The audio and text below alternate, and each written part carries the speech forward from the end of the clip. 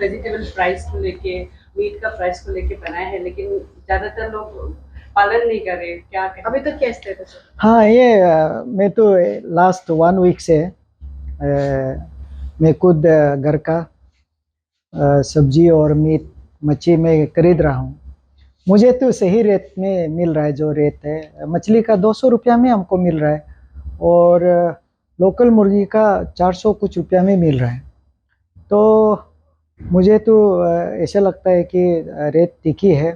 तो एक दो जगह में मुझे ये बताया कि होलसेल जो सामान लेके आने वाला है वो थोड़ा से दाम ज़्यादा में दिया है। तो मैंने होलसेल का वो कॉन्टेक्ट नंबर को मांगा है, वो लोग दे नहीं पाया। तभी भी मैं बार बार रिपीट कर रहा हूँ मीडिया का, इस चैनल का माध्यम से। मुझे भी बहुत अच्छा नहीं लगता है कि हमारा जो लोग जो इफोर्ड नहीं कर सकता है उन लोगों के लिए रेट ज़्यादा करना नहीं चाहिए। तो कस्टमर जो है मुझे बताता नहीं है एग्जैक्टली, फेसबुक वगैरह में मीडिया में थोड़ा थोड़ा हमको पता चलता है। तो इसलिए हमारा जो एक 2 लेयर का इन्फोर्समेंट एजेंट बनाया गया है, उसका ऊपर में एक ये कोर्ट भी है आपका इस चीज़ को लेकर।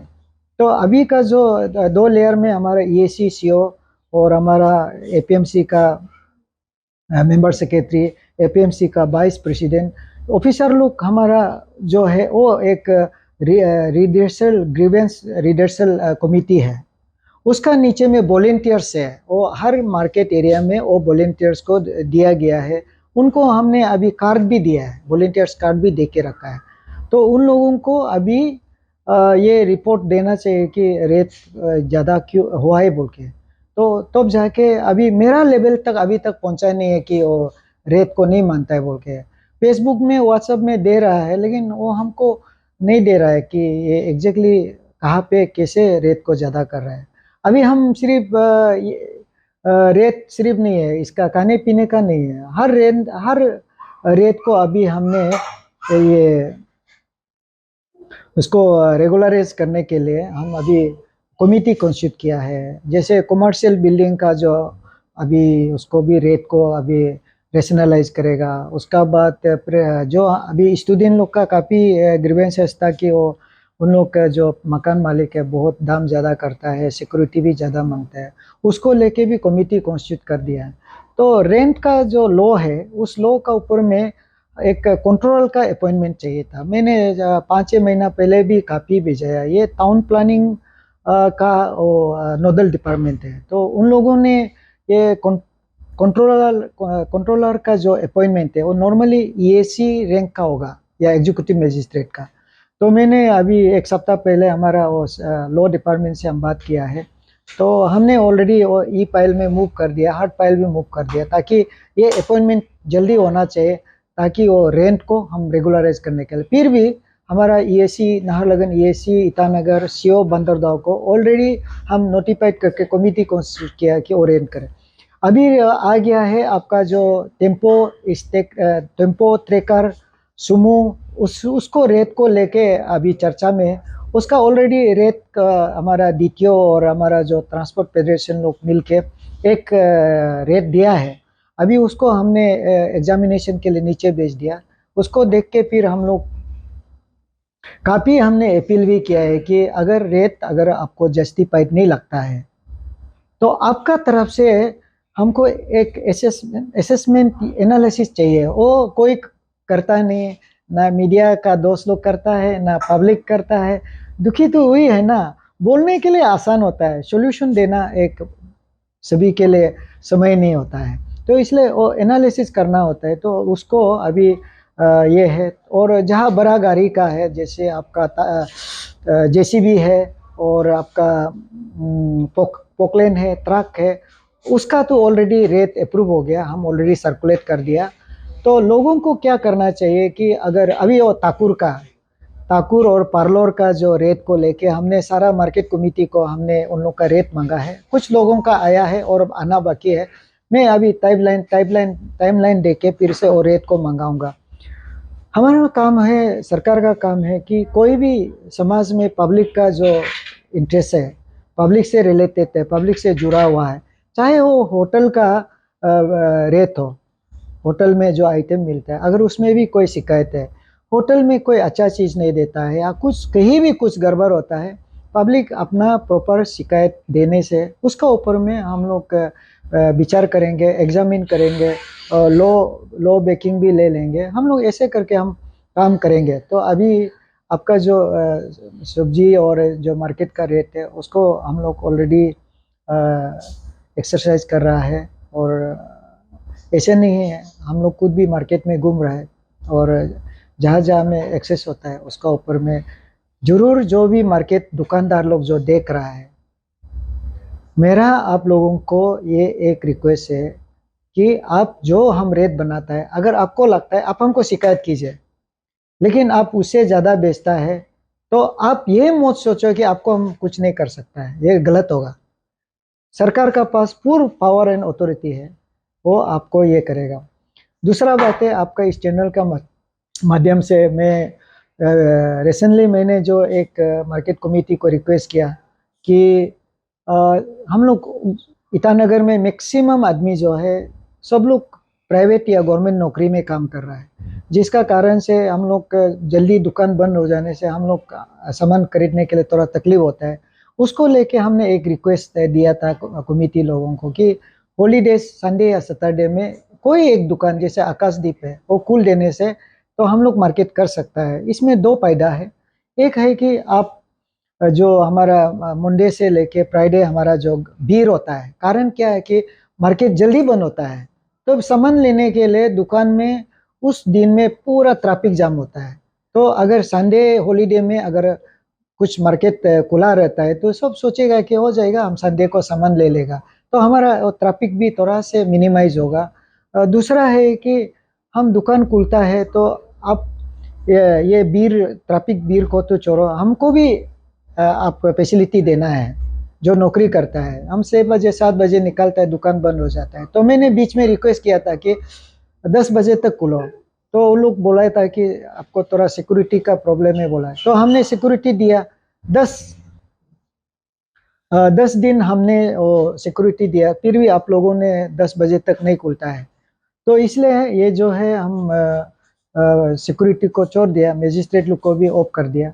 लेकिन आपका जो इस सिलसिले में आप लोगों को मालूम है कि तेल डिपो को होता है, जितना तेल डिपो है, आप कभी कभी इमरजेंसी हो जाता है तो हम लोग इमरजेंसी में 12-1 बजे के बाद तेल नहीं मिलता है, किसी का मेडिकल इमरजेंसी होता है, कभी किसी का इसलिए दो तेल डिपो को हम लोगों ने खोल के रखा। और अभी तीसरा वाला पप्पू नाला में, एक नाहरलगन एक ईटानगर एक पप्पू नाला जो है वो आपको 24/7 के लिए बोला, वहाँ में अगर मजिस्ट्रेट पुलिस चाहिए सिक्योरिटी हम दे देंगे। ताकि मेरा कहना है कि हम लोग पब्लिक का इंटरेस्ट के लिए हम लोग यहाँ है, सरकारी हो या बिजनेसमैन हो। तो इसलिए सभी से अपील है जो पब्लिक से रिलेटेड है, आपका मन मर्जी नहीं चलेगा। आपका मन मर्जी इसलिए नहीं चलेगा कि हम पब्लिक के लिए आपको लाइसेंस दिया गया है, वो लाइसेंस का देने का मतलब है कि सरकार आपका सर्विस को पब्लिक इंटरेस्ट में यूज़ करेंगे। तो इसलिए ये मार्केट का रेट को आप लोगों ने पूछा, इसको फ़ायदा लेते हुए हमने काफ़ी बहुत चीज़ है जो आप लोगों को बताया। इसका अलावा बहुत से ईटानगर में रहने के लिए सभी को एक नियम का पालन करना होता है। हमने आप लोगों को अभी जो जून महीना में आगे आ गया बारिश का सीन, अप्रैल महीना से आपको मैंने अपील किया कि जो जो लोग नदी का किनारा पहाड़ का नीचे बैठा है सुरक्षित जगह में जाना चाहिए, लेकिन आप लोगों ने बात नहीं माना। देखो बीच में 6 आदमी का जान चला गया और बहुत से प्रॉपर्टी भी चला गया। हमें तो पूरा एक डेड बॉडी को लेने के लिए मोर देन 7 डेज इतना टूल एंड स्पंट लगा के हम लोग को काम करना पड़ा। तो इसको देखते हुए फिर हम इस चैनल का माध्यम से सभी को अपील करना चाहूँगा, अभी भी बाकी है, जून जुलाई जो है बहुत सीरियस बारिश आने का है। तो आप लोग अपना, मैंने जिंगल भी बनाया हम स्मार्ट सिटी का, वहाँ में हमने प्ले भी किया है। आप लोग सुरक्षा अपना अपना रखना चाहिए। और दूसरा चीज़ हम इसमें देखा है कि लोग जो है क्यों श्रम करता है ना, अगर आपका घर थोड़ा इमरजेंसी तकलीफ में है तो आप तो ये हमने ये रिहेब सेंटर, ये आपको ये सुरक्षित एक स्कूल वगैरह को हमने नोटिफाइड कर दिया, आप आना चाहिए। आपका खाने पीने का, आपका रहने का सुविधा हम लोग बंदोबस्त किया हुआ है। अभी रिसेंटली सीएम का साथ मीटिंग हुआ है, सीएम ने भी हमको डायरेक्शन दिया है कि सभी जो भी लोग ऐसे डिजास्टर एरिया में बैठा हुआ है इसको देखो बोल के। तो हमने अभी पूरा वॉलेंटियर्स लगा दिया है, घर घर में जाके नोटिस दे रहा है। जो जो घर गिरने का चांस है, नदी से बहने का चांस है, उसको नोटिस दिया है। जो जो नोटिस मिला है उन लोगों से मेरा रिक्वेस्ट है आप सुरक्षित जगह में जाना चाहिए, और जो हमसे मदद हमको ज़रूरी है सरकार से वो आप लेना चाहिए। और इसके अलावा हमने अभी बीच में म्यूनिसिपल को भी हमने बात किया, म्यूनिसिपल से भी बात किया, म्यूनिसिपल के ऊपर 133 सीआरपीसी भी लगाया। तो अल्टीमेटली ये हम देखा गया है कि हमारा जो लोग है अभी ये गंदगी को, जब म्यूनिसिपल का जो गाड़ी आता है उस समय तक सामान को गंदगी को फेंकना चाहिए। मैं दुईमुख कल गया था, कल सुबह देखा है तो दुईमुख में क्या होता है, गाड़ी में वो गार्बेज को फेंक देता है। लेकिन हमारा यहाँ में क्या है, गार्बेज को गाड़ी में भी फेंकेगा, सड़क पे भी फेंकेगा। ये तो बहुत गलत बात है, ये चीज़ नहीं करना चाहिए। मेरा नज़र में आने से मैं तो उसको एरेस करूँगा। आप जितना भी दुकानदार है, आज भी हम ईटानगर मार्केट वेलफेयर एसोसिएशन को भी बात किया कि वो अवेयरनेस करना चाहता है। अवेयरनेस दिखावा है, लेकिन सही काम यही होगा कि जो लोग दुकानदार है उसका गंदगी को, गार्बेज को म्यूनिसिपल का गाड़ी आने से फेंकना है, सड़क पे नहीं फेंकना है। ये आपका शहर है, आपका अपना घर है, तो आप इसको सही ढंग में रखना। आप दूसरा के लिए नहीं कर रहा है ना, अपने लिए कर रहा है। लेकिन मजबूरन यही होगा कि जो भी ऐसे करेगा उसको मैं तो पूरा अरेस्ट करके जेल में डाल दूंगा। कोऑपरेट करो म्यूनिसिपल का जो गंदगी फेंकने वाला का जो सिस्टम का साथ। तो इसके अलावा बहुत से लोग जो आपका द्विमुख का जो रास्ता है उसको लेके अभी भी उन लोग चर्चा में है। तो उसमें एमएलए गया है, हमारा सीएम ऑफिस से भी गया है। और द्विमुख का जो डिसिल्टेशन का प्रोग्राम 1-2 दिन में अभी हम लोग जेसीबी और टिपर का अरेंजमेंट कर रहा है, वो डिसिल्टेशन करेगा। लेकिन इसमें सबसे बड़ा चीज़ ये है कि जो लोग पहाड़ में रहता है उन लोगों ने पूरा सारा पहाड़ को काट के, तो उससे हमारा वो जो सिल्टेशन होके सड़क पे ऐसे आ गया। सरकार को गाली देने से पहले पब्लिक को ये चीज़ को जानना चाहिए कि आपका साइड से क्या मदद मिला है सोसाइटी में। आप पूरा पहाड़ काट के पूरा सारा सिल्टेशन करा दिया, सड़क चलने लायक नहीं है। तो पब्लिक से मेरा उम्मीद है कि अभी हम लोग डिसिल्टेशन कर रहा है, शायद आज नहीं तो कल से हम लोग डिसिल्टेशन करेगा नाला को। फिर सीएमओ ऑफिस से हम लोग को एश्योरेंस किया है कि वो नाला को हम लोग अभी परमानेंट सोल्यूशन देने के लिए इसकी एस्टीमेट हमको आज दे दिया है। मैं कल सीएमओ ऑफिस में भेज दूंगा। तो ये होने का बाद भी वो सिल्टेशन होते रहेगा जब तक वो पहाड़ कटेगा। तो इसलिए पुलिस से भी मेरा रिक्वेस्ट है और पब्लिक से भी रिक्वेस्ट है, ये चीज़ बंद होना चाहिए। और अभी अब दूसरा बात है, अभी सेक्टर में, गली गली में अभी गाड़ी को रखने का ढंग जो है, चारों तरफ बहुत साइड में गाड़ी पार्क करके रखा है। तो गाड़ी ट्रैफिक को पूरा बर्बाद करके, आपका पास पहले भी मुझे बहुत लोग बोला गाड़ी रखने का जगह नहीं तो किस लिए खरीदता है, गाड़ी को मत खरीदो ना। अगर आपका पास पार्किंग स्पेस नहीं है तो पार्किंग करता भी है तो एक लाइन में एक साइड पार्किंग करो, बहुत साइड पार्किंग कर देता है। तो ये सब चीज़ देखो बाद में हमको बहुत खराब पाएगा, लेकिन मैं तो गाड़ी को उठा के फेंक दूंगा। और ये गाड़ी अगर चोट पहुंच गया, मैं इस चैनल का माध्यम से मैं वार्निंग दे रहा हूँ सभी को, गाड़ी को आप सही ढंग में रखो। अदरवाइज मैं गाड़ी को उठाएगा, कुछ चोट पहुंचेगा, कुछ गायब हो जाएगा, I will be not responsible. दूसरा है, अभी आप लोग ईटानगर में जितना भी गाड़ी सुमो, टेम्पो, ऑटो जो चला रहा है, मुझे मालूम है उस गाड़ी में आपका गाड़ी ब्रेक ठीक नहीं है, गाड़ी का सीट ठीक नहीं है, गाड़ी का नंबर प्लेट नहीं है। मैं पुलिस जो अभी वो लोग जो रास्ता में बैठ के जो गाड़ी का जो ये चालान बनाता है, मैं ऐसे नहीं करूँगा। मैं वो लास्ट वार्निंग दे रहा हूँ, सब ठीक ठाक नहीं है, गाड़ी को मैं इम्पाउंड करूँगा। इम्पाउंड करने का मतलब है कि उसको मैं पकड़ के रखूँगा, उसका बाद उसका केस बनाऊँगा, और अब ऐसे हालत हो जाएगा वो रास्ता में आने नहीं सकेगा। इसलिए जो भी गाड़ी चला रहा है, गाड़ी नंबर प्लेट होना चाहिए, गाड़ी का पुर्जा पुर्जा ठीक होना चाहिए, गाड़ी का कागज सब ठीक होना चाहिए। नहीं होगा तो किसी दिन, मुझे पता नहीं है कौन से दिन है, सभी को तकलीफ होगा, ये मुझे नहीं बोलना है। और भी दूसरा बात यह है कि अभी हर गली में, हर सड़क पे, हाईवे में तो काफ़ी प्रॉब्लम सॉल्व हो गया। अब गिट्टी बालू घर बनाने वाला लोग सब सारा रास्ता में रखता है, वो भी हम डेट तारीख नहीं बताऊंगा। मैं एनी टाइम मेरे जेसीबी लेकर सबको मैं फेंक दूंगा, लेकिन मुझे खराब नहीं पाना है। मुझे मालूम है अब बालू गिट्टी खरीदने में कितना खर्चा होता है, कितना लॉस होता है। आप लीजिए, हम कोई मना नहीं करता है, लेके रखो, साथ साथ में उतार के आप अपना जगह में रखो, रास्ता में मत रखो ना। तो इस प्रकार से अभी जो भी वेंडर्स लोग हैं, उन लोगों से भी मेरा निवेदन है, देखो वेंडर्स का मतलब होता है परमानेंट स्ट्रक्चर रखना नहीं है। आपका जो भी परमानेंट स्ट्रक्चर 1 साल 6 महीना जो करा करके रखता है, वो वेंडर्स नहीं है। आप माथा में पकड़ो, सड़क में घूम घूम के बेचो, ये है वेंडर्स। 2 साल से मैं देख रहा हूँ वो फिक्स स्ट्रक्चर में अब बेच रहा है, ये वेंडर्स नहीं है, वो भी सड़क पे नाला पे।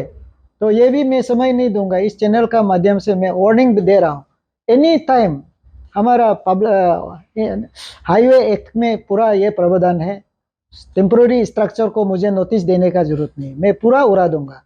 ईटानगर को देखो, बाहर के लोग आते हैं, वो देखने के लिए सही लगना चाहिए। अभी हमारा जो रास्ता है पैकेज बी और सी का, पैकेज बी और सी जो है उसको लेके बहुत लोग हम चर्चा में होता है, और उस चर्चा में ये बोलता है कि देखो मुझे भी मालूम है, मुझे भी बहुत दर्द होता है, मैं भी उम्र का हो गया हूँ, वो गुड गुटे गुड गुटे गुड गुटे है। तो देखो ये जो है वो अभी कंस्ट्रक्शन स्टेज में है, हम लोग लगा हुआ है वो पैकेज बी और सी को। ईटानगर में पहले ऐसे था, अभी आप देखिए ईटानगर ट्रैफिक भी नहीं है, गाड़ी भी बहुत अच्छे से चल रहा है। अभी जोलंग से लेके बंदरदुआ भी बहुत सुंदर सड़क बनेगा। मेरा अपील है, आप कोऑपरेट कीजिए ना, आप थोड़ा से ये कीजिए, गाली मत दीजिए। गाली मैंने सही होने से अच्छा लगता है, लेकिन बे मतलब गाली डेली आप लोग मीडिया में देता है, हमको बहुत दुख लगता है।